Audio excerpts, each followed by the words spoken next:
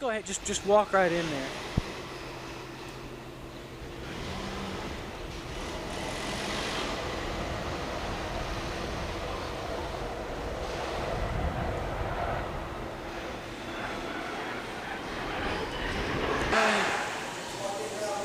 Just do what you do. Go right in.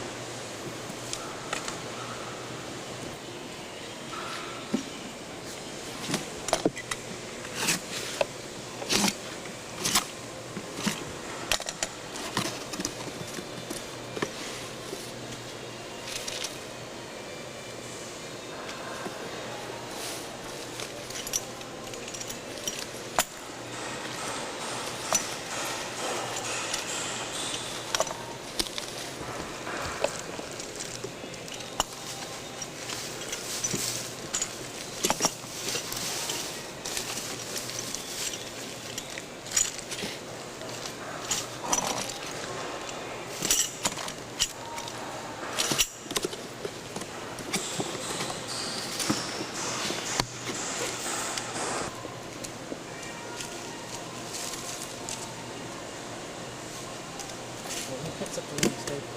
I'm sorry. You two are pick this one up. Just grab it. Just quick. Here you go. Yeah, just reach in here, grab them out. Nice and quick. Yeah, go right in.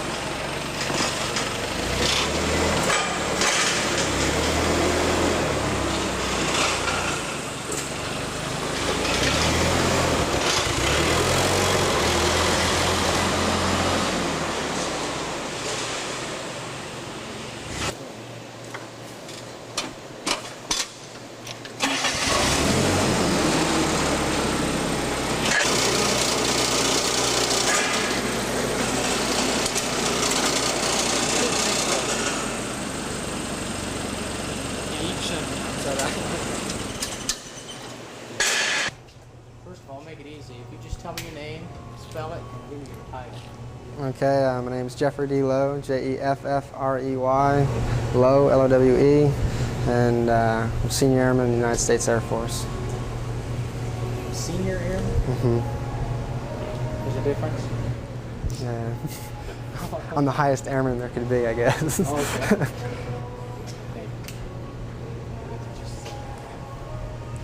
Just ignore me and talk to me. Okay. Go ahead. How long ago did you start taking ball state classes here? It'd be the summer of last year was my first one. What classes did you have then? I had word origins and vocabulary development, and then the second summer semester I had introduction to business. And you're going to major in what again? Management science or business administration. And what was your motivation for taking classes here? A combination, I would say the Air Force was, in a way, it motivated me. The reason why I didn't go straight into college after high school, I didn't have the determination and self-discipline to get what I needed out of an education. So in the military, it pretty much gave me that. And you were in the middle of taking classes when suddenly what happened? War broke out, and we were called to go over to Saudi to assist. And you went over there in August? Yes. Yes. So, and you were stationed near Riyadh or in Riyadh? Or? Just outside of Riyadh, we were by. We were at the King's International Airport. And what were your feelings like when you were here and you first heard that you were all going over? It was kind of a shock at first, but they were all volunteers. I volunteered to go because I thought it'd be valuable to me to learn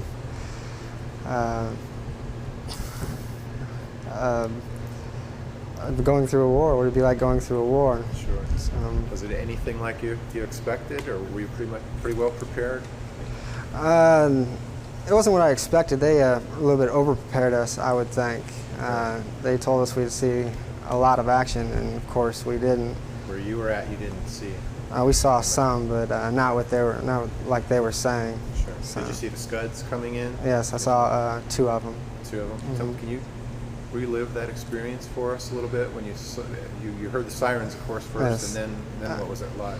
I was putting on my chemical gear, and I lived on the 2nd floor of a dormitory, and I started hearing the Patriots take off, so I started running out to go on the 1st floor, and I looked up in the sky and I saw 2 explosions, and it was pretty terrifying. It was like it made you stop and think for a second. And your job at in Riyadh was pretty much the same? Yes, but it was just me doing it. Just pretty you. much. You were on We your own. they sent one person over there to do what they usually normally do here. So we were a lot busier. We all pitched in and helped each other, but basically we were just in charge of our certain area.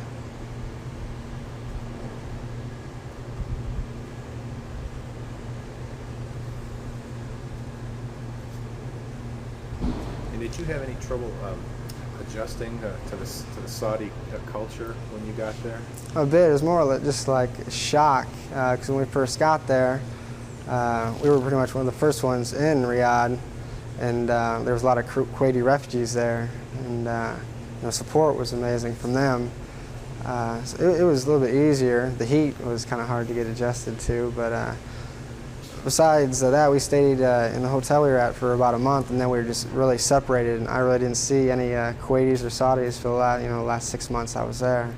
So it wasn't too much of a shock. It was just basically from one gated area to another gated area for where we lived to work, back and forth, day in and day out. So. Sure. What was a typical day like? How long did you work? We'd get up, well, it all depends.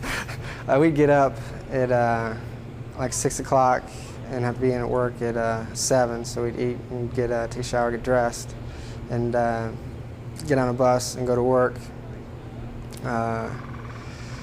Once we were there, we'd receive property from aircraft that came in and dropped off property, and I would in-check it and then process it, and then give it to storage and issue or an organization that needed the part. We usually went to lunch around noon and got off any place between 7 o'clock to 8 o'clock at night. So it was just 12-hour shifts. What was it like that transition between preparing for war and then when actual war happened?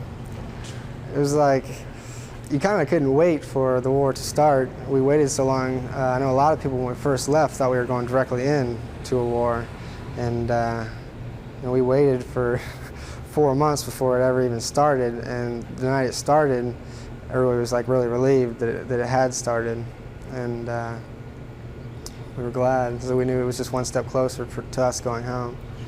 Did you work closely with the Saudi armed forces at all? No, none. There was very few of the Saudi armed forces where we were at. There was a lot of other forces that were there. British, French? There was British and French where we were at. And did your classes get interrupted when you had to go over there, or were you at a point where you stopped? I was at a point, as a matter of fact, I just finished the second summer semester and was enrolling in the fall semester and getting my tuition assistance filled out and registering for it, and when it got interrupted.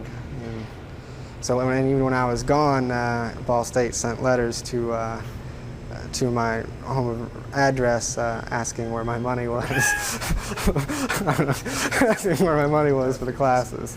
Sure.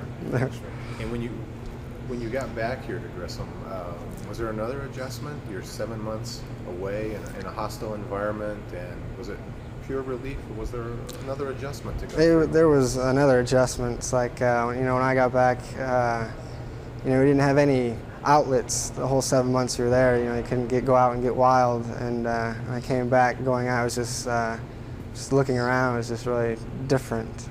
It was hard to get used to. Where did you first come back to American soil? Here, we landed directly here. Yes. Then I went to South Bend to see my folks and my brother. What was it like when you stepped off the plane back here? It's very snowy. Quite a difference. Yeah, it was great. It was great. It was quite a feeling. It was a relief. It's like finally I believed that we were back. So. It seems like an awful lot to work an 8-hour day here and then go to class for 4 hours plus do all the classwork.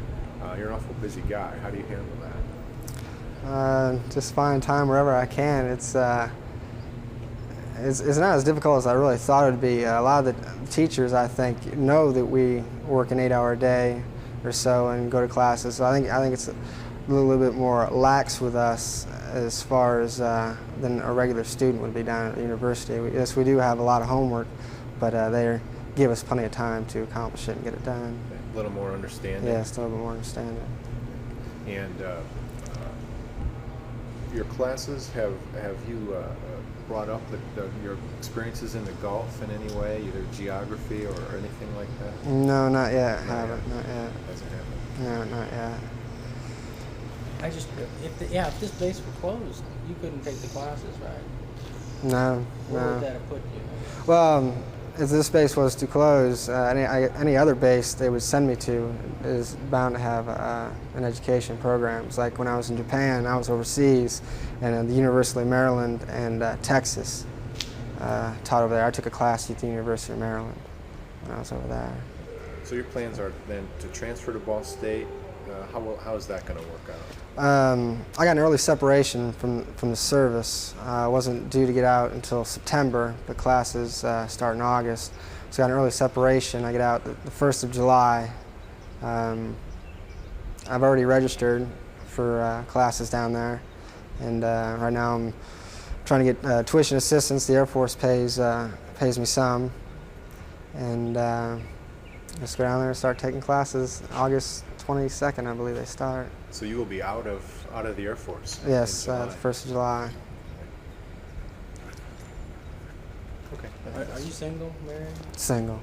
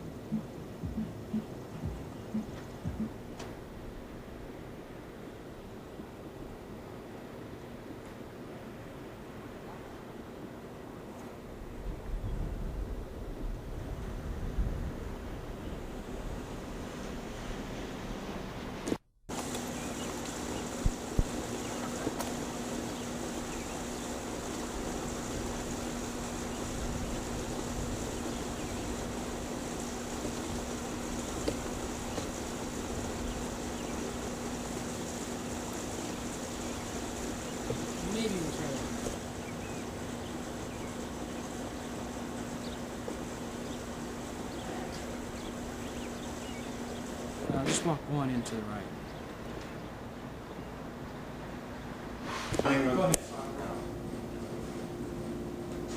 Good Z time for you.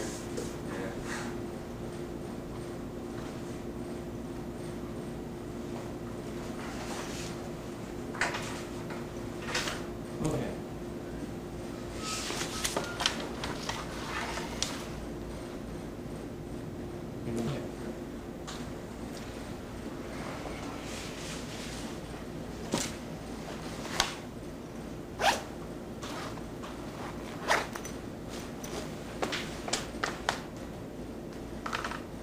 Okay, go ahead.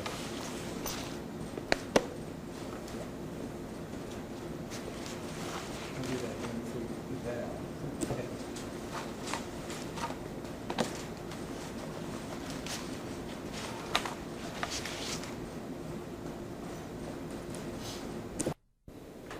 Set to take the examination next Thursday. And so you may want to spend a little time right now. I've put, working with the atlases, I've put 3 cities on the board in which you'll want to find the map of South America, United States, Australia. Find those by, say, to the closest degree, 1 degree. And then I've given you 3 locations by latitude. Come on in here, just right in back. 3 locations here on, you'll want to do, as a little refresher here, 49 minutes, so about 6 degrees north and 58 degrees west. And we'll find that that is down in to find a South America map, which just happens to be on pages 20 and 21. We'll talk about here in about 10 seconds, no, 4 or 5 minutes or so, why we'll be ready for that part of the thing. I'm sorry? Ornament to you? No, we're going to go through them, we're going to do them right now, and we're going to go through them in class.